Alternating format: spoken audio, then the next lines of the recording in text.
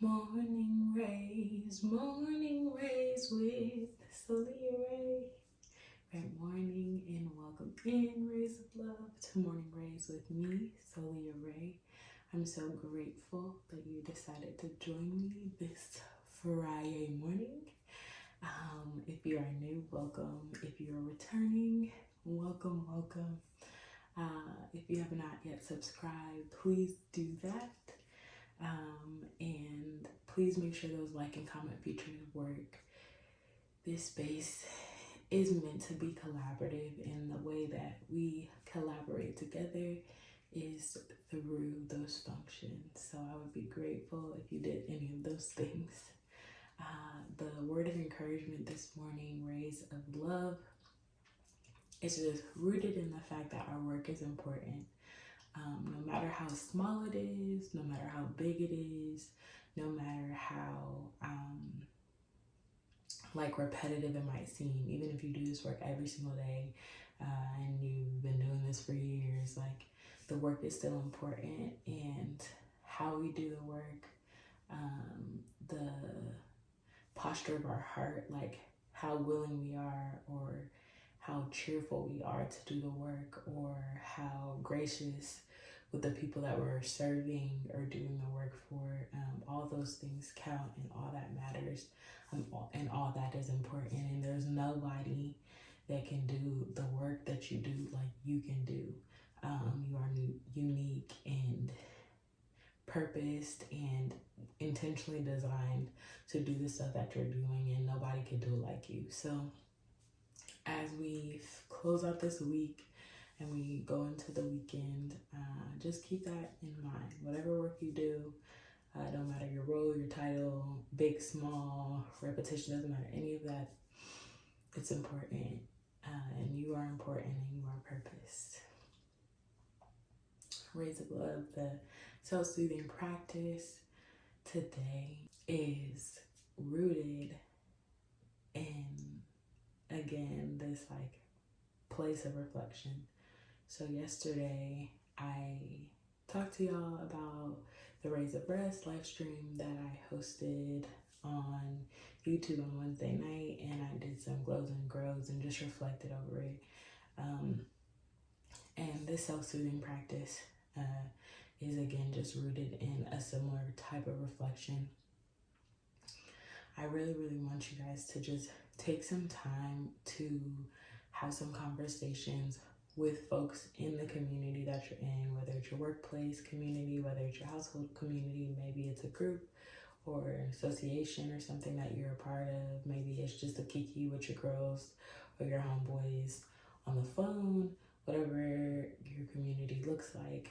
I want you just to take some time to express gratitude for them, for being a safe space for you to have conversations with about your week, and about different aspects of your life, but also tell them things that went well and that you want to work on, so that we can start building accountability and also affirmation with folks around us. A lot of times we talk about things that with our people, with our community, that are happening around us, but not necessarily to us. And it's so important that our communities are supporting us, and supporting our goals, and are feeling affirmed and feeling our thanks for them doing those things. And so again, I want you to go to someone in your community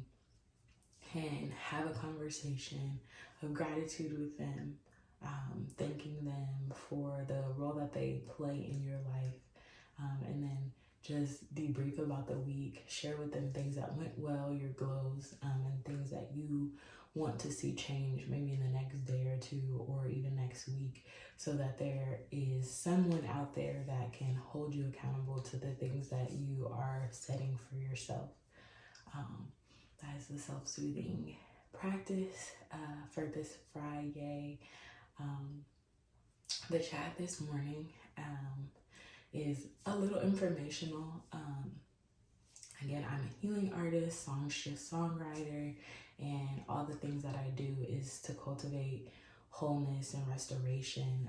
So every song that I write, the sounds that I choose when I'm listening to music to make beats, or to pick a beat to sing over, or the folks that I work with, that I collaborate with, like, all of these things are meant for restoration. And so today I have a really, really cool opportunity through a creative arts nonprofit that I contract through to present for one of the largest counties here in Houston, Department of Education. And I'm really excited. I talked about imposter syndrome during Raez of Recovery yesterday, and I wanted to get into what that means just a little bit more. But imposter syndrome is literally being well equipped for something. This is how I think about it. Being well equipped for something, but believing that you shouldn't be in the room, or that you shouldn't be doing the work, or that you are not qualified, even if the reality is you actually are. And so this morning, I am, after this, going to go back into quiet time and spend some more time just with God and with myself, and affirming myself and affirming what God has equipped me with and the knowledge that He's given me. It's time to take the puppy outside.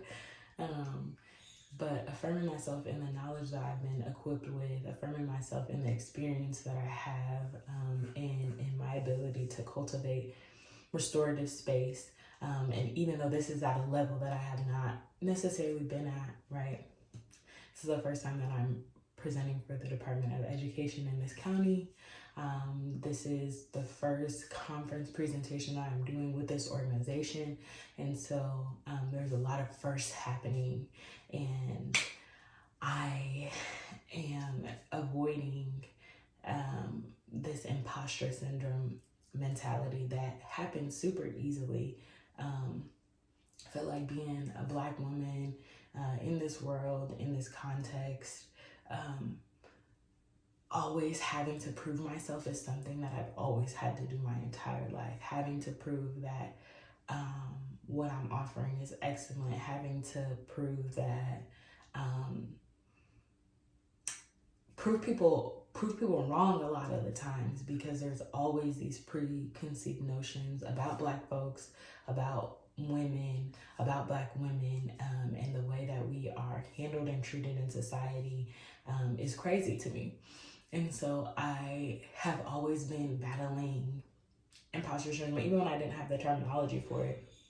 I've always been battling this concept. And so today I'm being intentional in my morning routine, aside from this, about building that confidence, even though it does exist, but like really just fighting against that negative self-talk in my mind, fighting against the voices of folks that have not encouraged, that have like harmed me, right? Words do hurt. I don't care what I say.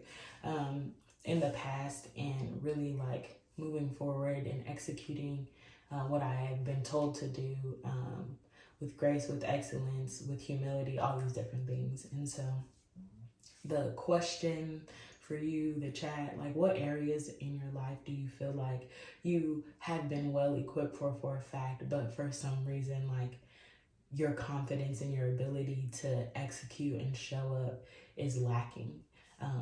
Is it imposter syndrome? Is it from words that folks have spoken over you throughout your life that has put you in this place of having a lack of confidence? Is it because of personal experiences when you got to this point, or you got to this place, you might have fumbled the bag, and now you're having negative self-talk about what you can and can't do moving forward? And I always say we're dynamic and we can change, so we know that's a lie too. What does it stem from for you? So that's the question, that's the chat this morning. Think about that today. Make sure you call somebody in your community today, and make sure you enjoy the closing day of this week. If you are working this weekend, I am praying for you. Thank you again for serving your community on days that feel like you should be out of work. Praying that the 5-2 work split really turns into a 4-3 very, very soon. Thank you guys again. I will see you on Sunday morning. Rays of love.